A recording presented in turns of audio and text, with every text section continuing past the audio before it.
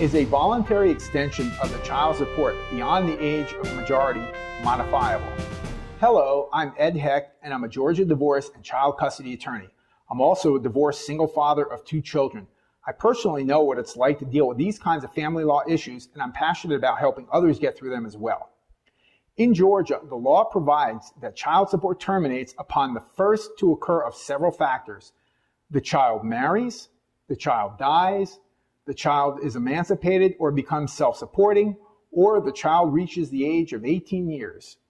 If the child turns 18 years while still in and attending secondary school, in other words, high school, the child support obligation continues until the child ceases attending secondary school or high school, or completes and graduates from that secondary or high school. But, and this is important, not past the age of 20 years.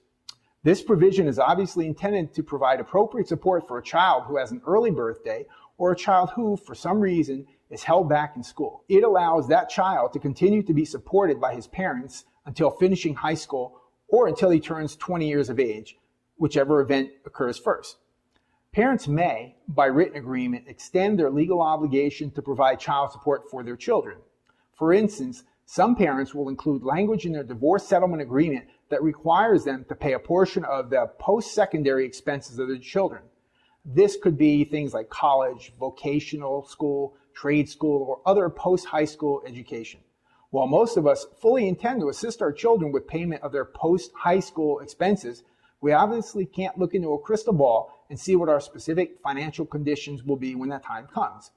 Therefore, great care should be taken when agreeing to legally obligate yourself to post-majority support of your children. Just because there's no language in your agreement requiring you to assist your children pay for college or technical school, that doesn't mean that you can't do so voluntarily if you have the financial means when that time comes.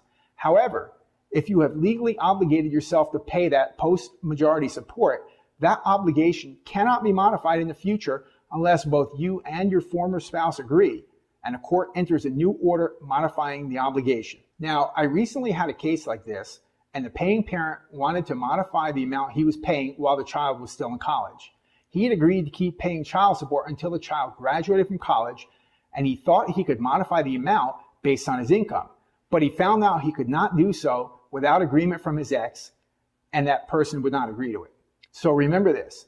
The general rule of thumb is, if the court couldn't require you to pay for something in the initial order, it has no authority to modify an obligation you voluntarily assumed.